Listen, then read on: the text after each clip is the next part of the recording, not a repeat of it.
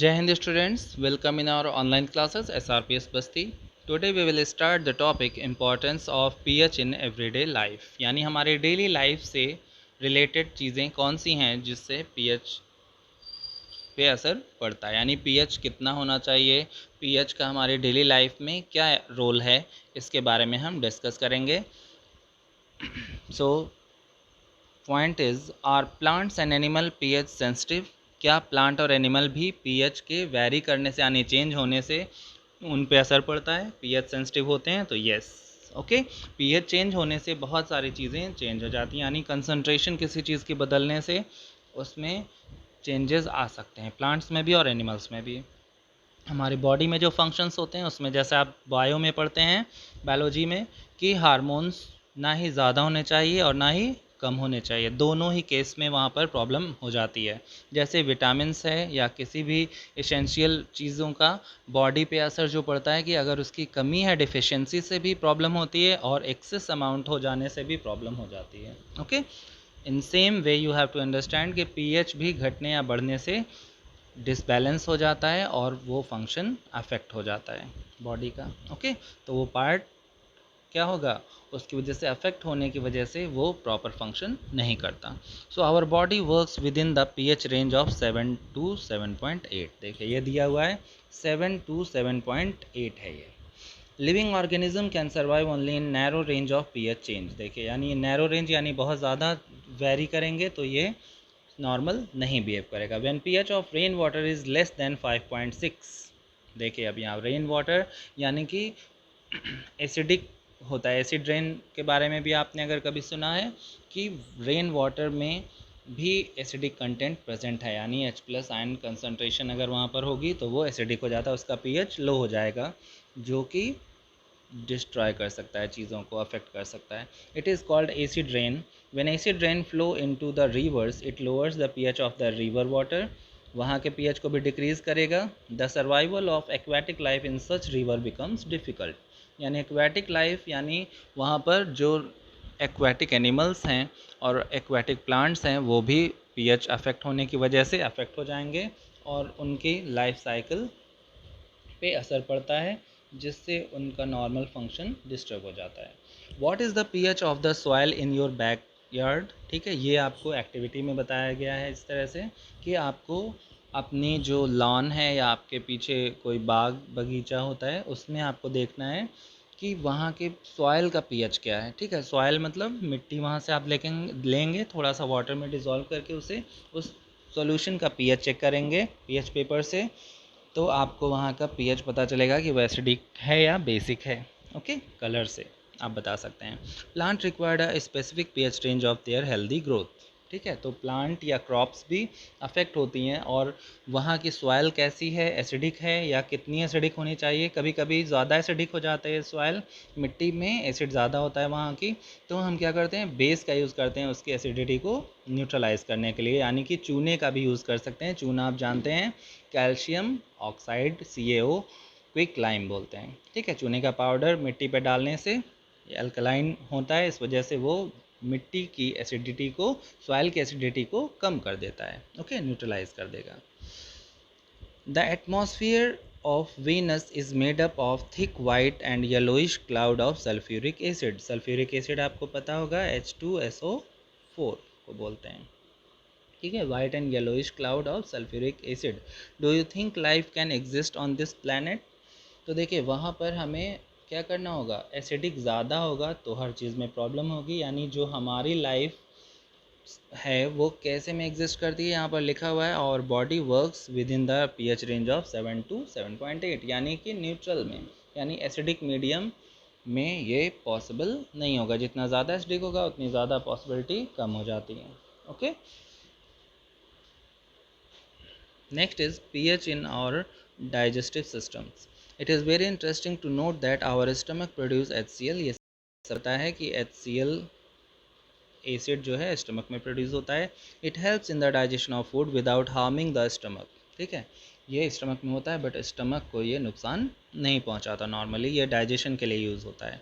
During indigestion the stomach produce too much acid. देखिए जब indigestion होता है यानी कि जो खाना आप खाते हैं, अगर ज़्यादा खा लेते हैं और वो डाइजेस्ट अच्छे से नहीं हो पाता तो वहाँ पर एक्सेस अमाउंट में एसिड प्रोड्यूस हो जाता है, जिसकी वजह से एसिडिटी होती है।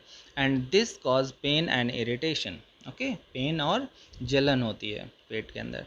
To get rid of this pain people use base called antacids. Okay students, ये बहुत इंपॉर्टेंट पॉइंट है, याद रखना आपको कि इससे छुटकारा पाने के लिए, get rid of this pain, इस पेन से बचने के लिए आपको क्या करना पड़ता है, यूज़ करते हैं हम ऐसा बेस जिसे हम बोलते हैं एंटासिड्स। एंटासिड एक इम्पॉर्टेंट टर्म है, याद रखिएगा। One such remedy must have been suggested by you at the beginning of this chapter. तो आपको ये पता होगा कि एसिडिटी जो होती है तो आप क्या करते हैं, सबको पता होगा, कॉमन चीज़ है ये कि इनो यूज़ करते हैं आप। ठीक है, इनो क्या होता है, base. Okay, this antacid न्यूट्रलाइजेज the excess acid. ये क्या करता है, न्यूट्रलाइज कर देता है एक्सेस एसिड को, यानी जो ज़्यादा हो गया है उस अमाउंट को वो न्यूट्रलाइज कर देता है, तो उसमें आपको रिलीफ मिलता है। Magnesium hydroxide means milk of magnesia, a mild base. Mild का मतलब होता है जो बहुत ज़्यादा इफेक्टिव ना हो, ठीक है, यानी कि बहुत डेंजर अगर होगा, बहुत ज़्यादा कंसनट्रेटेड होगा तो वो भी अच्छी चीज़ नहीं है आपके लिए। इसलिए a mild base is often used for this purpose. तो मैग्नीशियम हाइड्रोक्साइड, ये याद रखिएगा, इसका फार्मूला है मैग्नीशियम हाइड्रोक्साइड का MgOH का twice, and it is known as milk of magnesia. Magnesium है और मैग्नीशिया वर्ड आपको याद रहेगा, मिल्क ऑफ मैग्नीशिया। जैसे आप जानते हैं कि ये CaOH ट्वाइस क्या था students, CaOH twice calcium hydroxide क्या था, स्लेग लाइम, और ये क्या है, मिल्क ऑफ मैग्नीशिया। ये दोनों याद रखिएगा। ओके, ये दोनों ही बेस हैं। Okay, next, pH change at the cause of tooth decay, यानी पीएच चेंज होने की वजह से हमारे दांतों में भी प्रॉब्लम स्टार्ट हो जाती है, और ये बहुत कॉमन सी चीज़ है, आजकल बहुत ज़्यादा हो रहा है ये बच्चों में स्पेशली। ठीक है, tooth decay starts when the pH of the mouth is lower than 5.5। ये रेंज इंपॉर्टेंट है, आपको याद रखना है।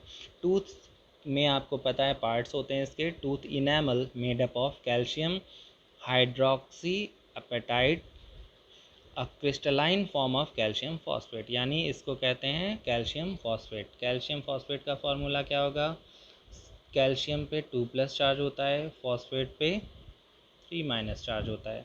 इसे बैलेंस करने के लिए आपको लिखना होगा Ca3 एंड PO4 का ट्वाइस। ओके, 2 लिखेंगे, 3 लिखेंगे, क्रॉस मल्टीप्लाई, इस तरह से कैल्शियम 3 टाइम, फॉस्फेट 2 टाइम।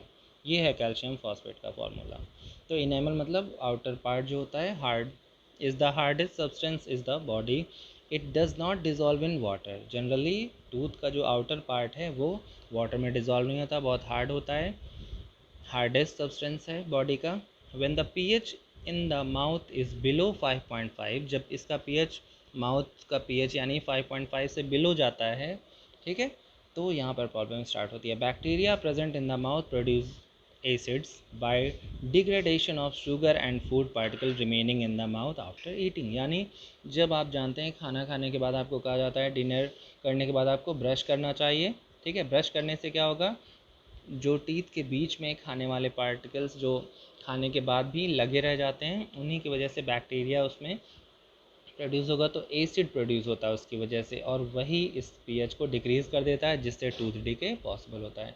तो अगर हम ब्रश कर लेते हैं खाना खाने के बाद या कोई भी चीज़ ऐसी खाने के बाद, तो वो पार्टिकल्स हट जाते हैं वहाँ से, तो ये पॉसिबिलिटी कम हो जाती है बहुत, ओके, रिड्यूस हो जाती है।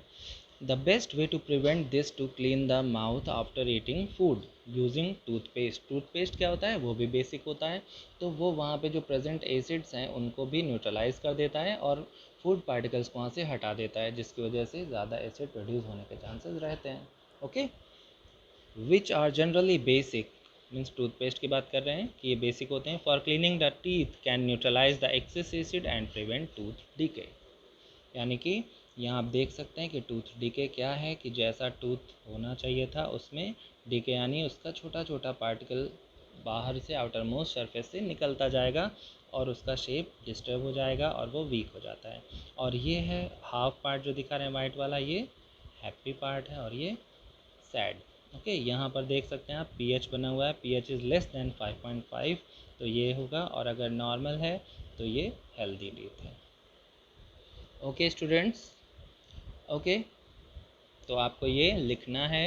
It was very interesting, I think आपको इंटरेस्टिंग लगा होगा। और इसमें जो इम्पोर्टेंट चीज़ें हैं जो आप जानते हैं इट्स नॉर्मल, बट जो आप नहीं जानते हैं वो आपको याद करना है। जैसे 5.5 पीएच से लोअर होने पर होता है, इनेमल क्या है, ओके, कैल्शियम फॉस्फेट क्या है, कैल्शियम हाइड्रोक्सी एपेटाइट क्या होता है, और ऐसी चीज़ें आपको एक्सप्लेनेशन लिखने में आना चाहिए। तो इसको नोट्स बनाइएगा, कॉपी में अच्छे से लिखिएगा।